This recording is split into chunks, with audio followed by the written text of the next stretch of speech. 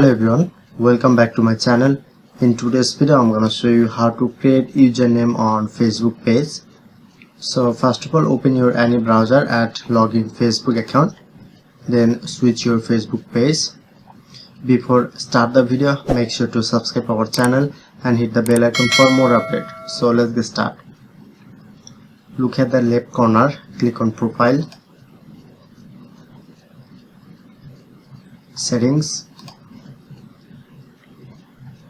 scroll down, click on page setup, select the first option, name.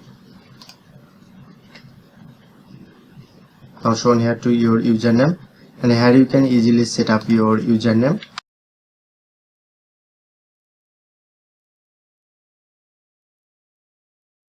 And then finally click on save changes, then successfully create username on Facebook page. So that's how you can do it.